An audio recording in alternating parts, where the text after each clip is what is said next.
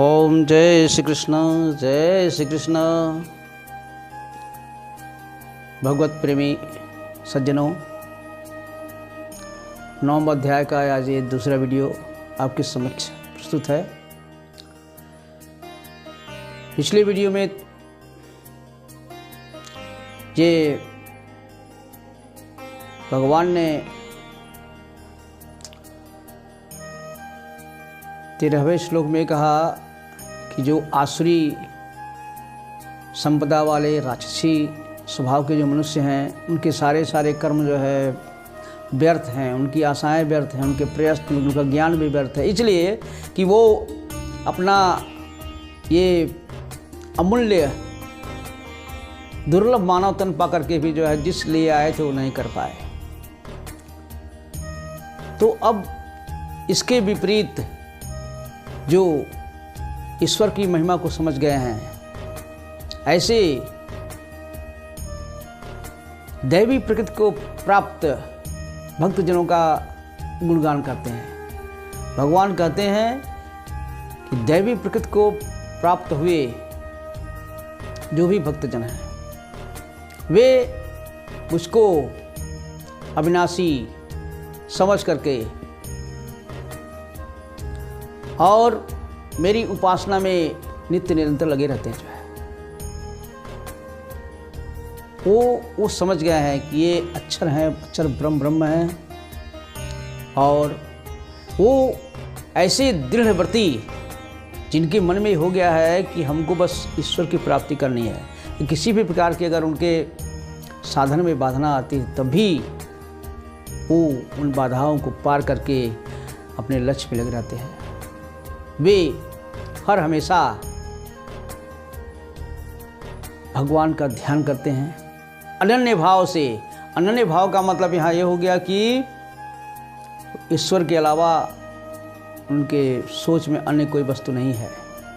और भगवान कहते हैं कि ऐसे दृढ़वती दैवी संपदा को प्राप्त। अब दैवी संपदा को ये समझना है कि ये सारी नैतिक गुण, जैसे आपके पास सत्य होना चाहिए, अहिंसा होना चाहिए, नम्रता होना चाहिए, सभी प्राणियों के प्रति दया का भाव हो, जो आपका अपकार करते हो उनके प्रति हो, जो क्रोध को जीत लिया हो, ये सारे क्यों, ये सभी उसके साधन में सहायक होते हैं। तो ऐसे भक्त जो है नित्य निरंतर भगवान के नाम गुण महिमा का कीर्तन करते हुए वो मस्त रहते हैं जो है, और ये अपने इन प्रयासों से वो ईश्वर को प्राप्त करने की कोशिश करते हैं।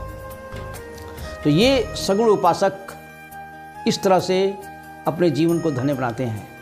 लेकिन अब ईश्वर को कोई सगुण साकार मानते हैं, कोई निर्गुण निराकार मानते हैं। तो ऐसे भी हैं ज्ञानी भक्त। उसमें भगवान क्या कहते हैं, ज्ञान यज्ञेन चपि अन्ये यंतो माम उपासते एकत्वेन पृथक्त्वेन बहुधा विश्वतो मुखम। ये ज्ञान यज्ञ के द्वारा, अब ये हुआ ज्ञान यज्ञ क्या है। ये ज्ञानी के मन में ये हो गया कि सब कुछ ये सर्वात्मा परमात्मा बस एक है, और उसके अंदर एक कर्तापन का भाव होता है। वो समझ लिया कि जो कुछ भी है वही कर रहे हैं, और अपने को भी उसी परमात्मा की सर्वसत्ता में अपने को समाहित मानता है। एकत्व भाव से निर्गुण निराकार वो उसका मानना है कि मैं तो कुछ नहीं कर रहा हूँ, ये सारे प्रकृति के गुण अपने आप ही जो है अपने गुणों में बरत रहे हैं, मेरा कुछ भी नहीं है। और इस प्रकार पूरी समष्टि को एक मानते हुए वो इस तरह से उस सच्चिदानंद घन परमात्मा की पूजा करता है। लेकिन अन्य लोग ऐसे भी हैं, एकत्वेन पृथक्त्वेन।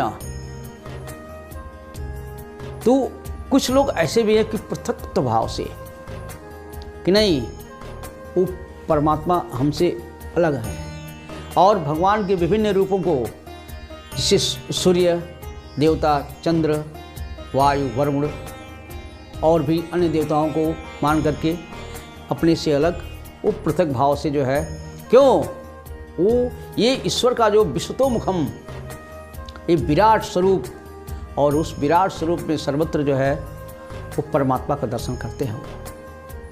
अब इसके आगे ये भगवान बार बार अर्जुन को समझा रहे हैं कि हे अर्जुन, देखो ये जो विश्व में जो कुछ भी है, मेरे के अलावा अन्य कुछ भी नहीं है।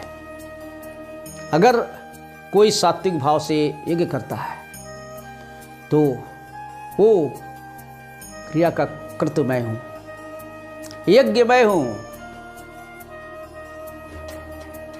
घृत घी भी मैं हूँ, अग्नि मैं हूँ, औषधि मैं हूँ, मंत्र मैं हूँ, और इस हवन प्रक्रिया को करने वाला भी मैं हूँ।